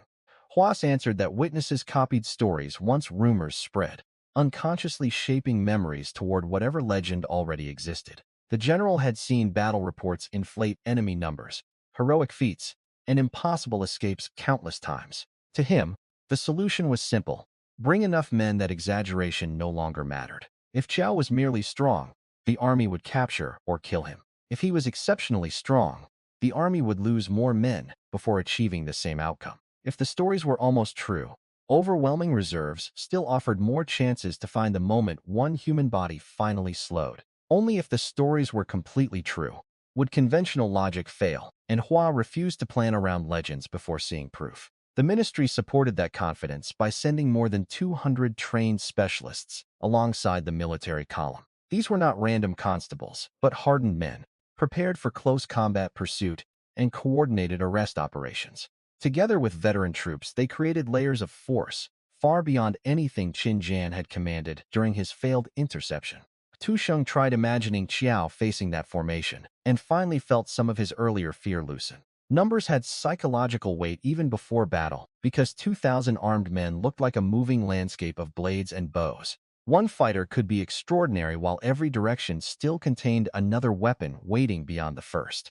General Hua wanted his officers thinking exactly that way when the target finally appeared. Ru must never become so powerful that soldiers defeated themselves before steel crossed. He ordered the column to maintain formation, avoid isolated pursuit, and treat the enemy as dangerous, without treating him as supernatural. Scouts moved ahead, while ministry riders exchanged information about routes where Madame Zhao's caravan might be found. The army advanced under the assumption Chiao would eventually be forced either to flee completely or reveal himself protecting the people around him. That assumption was reasonable, because by now everyone understood. The young man repeatedly faced when civilians or Madame Zhao faced danger. His morality, therefore, became something planners believed they could predict tactically, even without knowing the system. Chiao had saved strangers often enough that enemies could expect he would not simply disappear while companions were surrounded. Madame Zhao understood the same danger and hated realizing her presence might become the chain used to hold Chiao near a battlefield. She considered separating from him before the army closed distance, hoping pursuit might follow her instead. Chiao rejected the idea because hostile factions wanted both the inconvenient widow and the mysterious fighter for different reasons. Splitting would reduce mutual protection without guaranteeing either enemy abandon the other target. Sumo supported Chiao and argued that a coordinated group retained more options than scattered individuals hunted separately. The decision kept everyone together, while scouts searched for routes that avoided the largest military concentrations. Time favored the army politically, but favored Chiao mechanically whenever smaller hostile groups intercepted the road first. Each bandit, corrupt soldier, or ministry scout, killed before the main confrontation increased. General Hua's estimates were already outdated about. That was the hidden flaw in every report, used to calculate Chiao's limits. Investigators treated his strength as a fixed value, measured from old evidence. The system meant evidence became obsolete every time another enemy forced Chiao to kill. A fight proving he could defeat 100 men might itself make him capable of defeating far more next time. No commander planning against normal martial experts had any reason to account for that feedback loop. Chiao kept the secret carefully, never allowing prisoners or followers to understand why he occasionally chose one dead enemy's attribute over another. To observers, his growth simply looked like an already monstrous expert, revealing more hidden strength whenever pressure increased. That misunderstanding protected the system better than any complicated lie could have. Even Madame Zhao, who saw Chiao more closely than anyone, interpreted changes as abilities he had possessed before meeting her. Chiao did nothing to correct that assumption. The fewer people who understood the real rule, the harder it would be for enemies to deny him kills, feed him weak targets deliberately, or exploit selection timing. He also had no idea whether the system could be stolen, sealed, or detected by abilities beyond anything encountered so far. Secrecy, therefore, remained sensible, even after ordinary military force stopped feeling like the largest possible threat in the world. For now, the immediate challenge remained simpler and more frightening. An organized army was looking for him. The caravan moved beneath a sky that looked almost peaceful compared with the forces converging through reports and marching roads. Chiao spent long stretches silent, conserving attention, while perception listened constantly for distant hooves, horns, metal, and coordinated movement. Madame Zhao watched him and understood the calm expression no longer meant the journey itself was calm. Everyone else gradually spoke less, because tension moved through the group without needing formal announcement. Followers checked equipment repeatedly, guards tightened reins, and scouts returned faster with smaller pieces of news. The army was getting closer. News from the final scouts confirmed General Hua's column was not passing through by coincidence or pursuing bone folk raiders elsewhere. Its direction matched the caravan's route too consistently. While ministry agents questioned travelers specifically about Madame Zhao and Xiao Su, most stopped treating avoidance as a temporary precaution and began planning what would happen if every road became controlled. A city offered walls and crowds, but also gates authorities could close with one order. Open country offered room for Chiao's speed, but exposed carriages and civilians to cavalry movement. Mountain terrain reduced cavalry effectiveness, but created narrow approaches where massed archers could saturate escape routes. Water routes risked boats becoming traps if ministry contacts controlled docks farther downstream. Every option solved one problem, while creating another. Exactly the kind of situation institutions used to defeat stronger individuals without meeting them directly. Chiao listened to the assessment and appreciated why military campaigns were harder than simply killing whoever stood closest. His system could change his body, but could not teleport a caravan, feed refugees automatically, or erase geography. The followers therefore focused on buying time, rather than finding one perfect route that did not exist. False departure rumors went towards several towns, while the real group adjusted pace unpredictably. Messengers traveled separately, so one captured rider could not reveal every contact Sumo had activated. Madame Zhao limited visible correspondence with the Shin family, because hostile officials were almost certainly monitoring known household connections. She agreed to these precautions, even though part of him wondered what an army's attributes would look like after enough confirmed kills. He hated how naturally that thought appeared now. Before the system, 2,000 soldiers meant only terror and certain death. After weeks of plundering, the same number also looked like an impossible mountain of permanent growth, waiting behind an equally impossible risk. Chiao recognized that temptation and refused to let curiosity choose the battlefield for him. He would fight if the army forced the issue, not because the system made a mass killing profitable. That distinction remained essential, the person he still wanted to be. Madame Zhao noticed his long silence and asked whether he was afraid. Chiao answered that only fools stopped feeling fear, simply because they became stronger than the people around them. Fear measured danger, and danger deserved attention, even when confidence suggested victory was possible. He had survived his first 3 years, precisely because fear made him run, when resistance could accomplish nothing. The system changed what resistance could accomplish, not the value of staying alive. Sumo approved of that answer because official martial masters often died after believing reputation made caution shameful. Zhao possessed no reputation he cared about preserving, making retreat psychologically easier whenever it remained the better choice. The same freedom made him harder for opponents to predict, using ordinary honor culture. General Hua expected Chiao to protect companions, but he could not assume the young man would accept formal challenges or stand where banners demanded. Ministry planners wanted clear confrontation, because bureaucratic authority functioned best when a target either surrendered or became visibly rebellious. A wandering opponent who refused both categories created narrative problems alongside tactical ones. If Chiao disappeared, the ministry could call him fugitive, but still had to explain why so many men had died pursuing him. If he fought and survived, every failed deployment weakened the fear supporting future arrest orders. If he joined the clean justice court, the conflict could become an open institutional struggle rather than a simple criminal case. Those possibilities increased pressure to end the matter before Chiao's position became formalized. Sup 6 understood the timing and guessed the army was moving, partly because his recruitment effort had become known somewhere above him.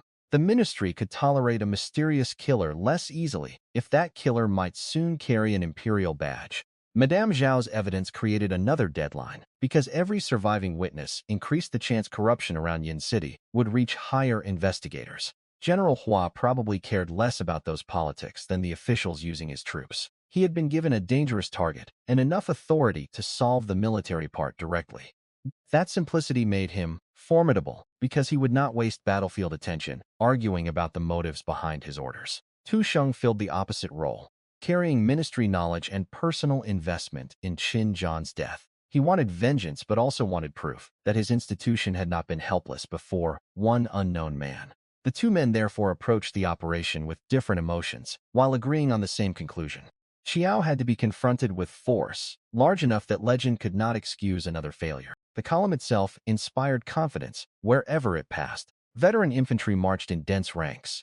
Bows and blades maintained carefully despite long travel. Cavalry screened the movement while scouts moved ahead and returned through controlled lanes. Supply carts followed in organized order, rather than the chaotic baggage train of desperate local levies. These troops had fought bone-folk enemies powerful enough to tear normal men apart, and had learned not to panic at size or brutality. General Hua trusted that experience more than any tavern story about martial masters, cutting down dozens of opponents. The ministry added more than 200 capable men, familiar with arrests, pursuit, and fighting outside formal battle lines. Together, the force looked less like a police action, and more like a small campaign. Tu Sheng initially remained uneasy despite the numbers, because every report about Chiao seemed to violate one basic limit after another. A lone fighter should tire after extended slaughter. A lone fighter should accumulate wounds when surrounded. A lone fighter should lose speed after carrying damage, traveling, and fighting repeatedly. Evidence around Chiao suggested none of those assumptions had become visible yet. Tu Sheng kept returning mentally to impact marks, cut patterns, broken weapons, and eyewitnesses too frightened to coordinate lies. General Hua finally challenged him directly about allowing analysis to become superstition. Investigators, he argued, could think so long about impossible evidence that they created a supernatural explanation before testing ordinary ones fully. Fear made survivors remember one attacker as faster and stronger every time they retold the same story. Bodies revealed force, but not necessarily how many hidden accomplices helped create it. The Clean Justice Court could also manipulate reports if protecting its own recruitment target became strategically useful. Tu Sheng admitted every point was possible. Then he asked what happened if the simplest impossible explanation turned out to be true. General Hua answered with the philosophy that had kept him alive through war. Even strong enemies had bodies, and bodies existed inside space, where enough weapons could reach them eventually. An army did not stop because the first line failed. Fresh men replaced exhausted ones, while archers, cavalry, and reserves forced the target to solve several threats continuously. Every breath spent attacking one direction left another direction available for pressure. Every injury, however small, accumulated, while the army could rotate damaged soldiers away. No individual could rotate himself out of his own body. That reasoning had defeated physically superior bone folk before, and Hua saw no reason one mysterious swordsman should invalidate it. Tu Sheng found himself recovering confidence as the general spoke. He had spent days imagining Chiao as something outside humanity because the evidence lacked a comfortable explanation. Hua reduced the legend back into a target with flesh, fatigue, and finite attention. The idea felt reassuring precisely because institutions depended on believing sufficient force could still enforce decisions. Behind them marched 2,000 veteran soldiers willing to risk death against enemies considered monstrous by ordinary standards.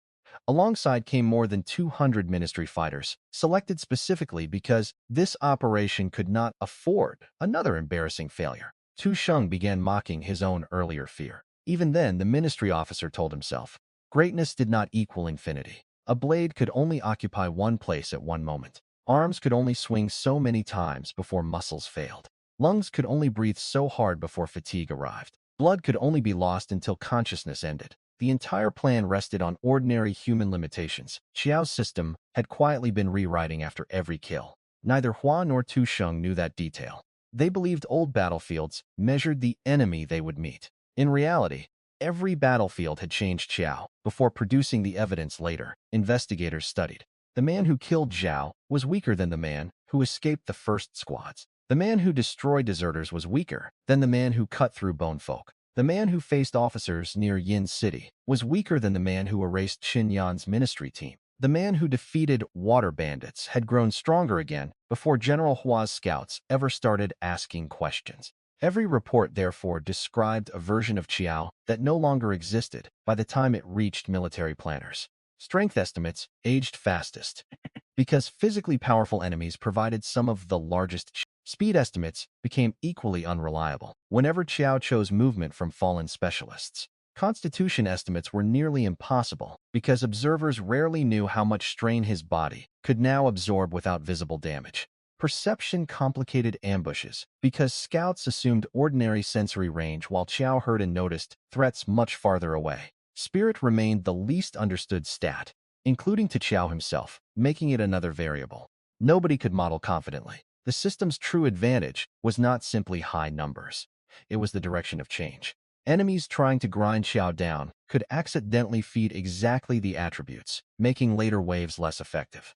An army sending stronger officers first might accelerate that process even faster. An army sending weak soldiers first might preserve elite attributes, but give Chiao more time to learn the formation. Nobody marching under General Hua had any reason to consider such calculations, because killing an attacker had never made defenders permanently stronger before. Chiao himself understood the possibility, without assuming it guaranteed survival. He had never tested whether Plunder could keep pace with thousands of coordinated attacks arriving continuously. He had never tested how much fatigue Constitution could truly erase over hours rather than minutes.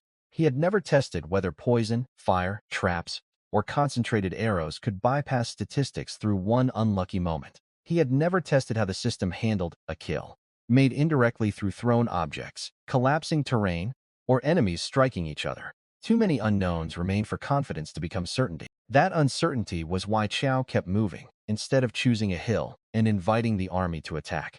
He used power to create options, not obligations. Madame Zhao respected that instinct because her husband's death had begun with people assuming military position, made him safe enough to investigate openly.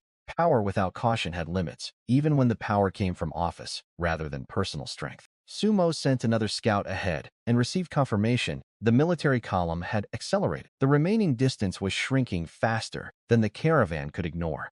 Chiao asked whether any settlement nearby could provide enough civilians to discourage a direct attack. Sumo warned that relying on civilian presence might protect them only if the enemy cared about appearing lawful after finding the target.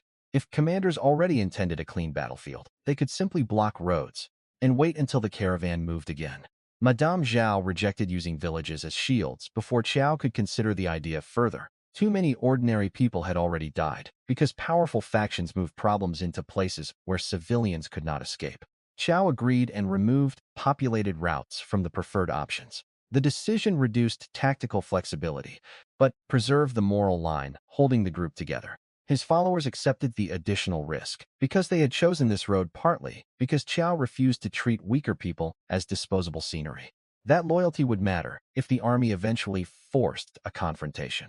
For now, they continued traveling beneath growing pressure, while both sides gathered information. General Hua's scouts heard increasingly wild rumors in roadside camps. Some claimed Chiao had killed hundreds alone. Others claimed the Clean Justice Court had secretly assigned an entire hidden team and used one young man as a decoy identity. One storyteller insisted Chiao could cross a battlefield before a dropped leaf touched ground. Another swore blades shattered against his bare skin, despite having never seen him personally. Hua laughed at the stories, because fear always improved legends faster than truth did. Tusheng's laughed too, though less comfortably. He knew at least some impossible claims were closer to verified evidence than the general realized. The ministry officer chose not press the point because rebuilding confidence across the command structure mattered before battle. A frightened army could lose to a weaker enemy through hesitation alone. General Hua made sure officers repeated practical instructions rather than rumors during briefings. Use volleys to restrict movement. Rotate lines when pressure rises. Protect command and signal units. Force the target to spend energy continuously. The plan was brutally ordinary, which was exactly why Hua trusted it. Extraordinary fighters often relied on enemies, panicking and feeding themselves into isolated duels. An army that refused to behave like individual challengers could turn personal superiority into a smaller advantage. Tusheng imagined Chiao cutting the first rank apart and pictured the second rank stepping through before bodies settled. For the first time in days, the image ended with Chiao slowing, instead of everyone else dying instantly. General Hua noticed the change in his expression and asked whether the ministry officer had finally worked through his fear. Tusheng admitted he had overthought the evidence until every shadow looked like the same impossible killer. Qinyan's death had become personal enough that Rick kept twisting into dread. Hua reminded him their column contained men who had already staked their lives against enemies larger and stronger than normal humans. Whatever Chiao was, he would still need to face the same steel once the army closed around him. The general pointed toward the marching ranks as proof, rather than making another philosophical argument. 2,000 men meant 2,000 blades. 2,000 men meant 2,000 bodies capable of occupying ground Chiao needed for movement. Archers meant threats from beyond sword reach. Cavalry meant pressure against retreat. Ministry specialists meant trained opponents ready to exploit any opening created by the mass. General Hua did not promise zero casualties, because experienced commanders knew better than making childish guarantees. He expected Chiao to kill people if even half the rumors were true. The question was not whether the first soldiers died. The question was how many deaths one human body could produce before slowing enough for someone else to land the decisive blow. Hua believed the answer could never be 2,000. If Chiao killed one, 2 more remained ready. If he killed 2, more could replace them. If he killed 100, almost the entire army still stood. If he somehow killed several hundred, remaining ranks would attack a body that should finally be exhausted. Hua compared the greatest martial master to a larger insect beneath the weight of organized force. If one stomp failed, an army simply stomped again.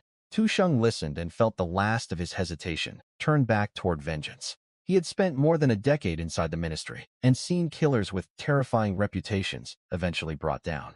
His old teacher had warned that thinking too much could slow a man's blade before the enemy even arrived. Tusheng decided he had done exactly that. The strange wounds, missing men, and impossible stories had allowed Chiao to win battles inside his imagination without ever standing there. Now the ministry officer looked around at veterans marching beside him and felt embarrassed by the fear. That was the rule the entire column carried toward the coming encounter. Tusheng spurred his horse closer to General Hua and admitted his earlier composure had failed. The general asked whether he had finally worked everything through. Tusheng nodded and said the force around them answered the question more clearly than speculation ever could. No matter how high one man's martial strength climbed, surely it could not rise above an army forever. Beyond the veteran soldiers, more than 200 crack ministry fighters reinforced the same confidence. Tusheng imagined even a legendary master from a storyteller's mouth, surrounded by disciplined men with nowhere left to move. He no longer pictured a monster nobody could stop. He pictured an unusually dangerous target, waiting to be overwhelmed by numbers. Neither officer knew the target gained permanent power from every enemy he killed. Neither officer knew each casualty could make the next attack less effective than the one before it. Neither officer knew their overwhelming numbers might become the greatest progression opportunity Chiao had ever seen. The army continued marching toward him, under banners snapping in the wind. General Hua believed discipline would crush legend. Tusheng believed the ministry would finally avenge Xinjiang and restore its authority. Chiao remained somewhere ahead with Madame Zhao and his small group, still unaware of the exact confidence driving the approaching command. The distance between one growing fighter and an army built to exhaust him kept shrinking. The source stops before either side finally meets. General Hua's final assumption remained simple. Even the strongest man must eventually tire before thousands of weapons. Tusheng agreed, now certain he had feared rumors more than reality. More than 2,000 veteran soldiers marched behind them. More than 200 ministry fighters rode with the column. Their officers believed numbers would erase every advantage one swordsman possessed. They had no idea the system rewarded Chiao for every confirmed kill. And they ended the source still promising that if Chiao dared appear, the entire force would slaughter him.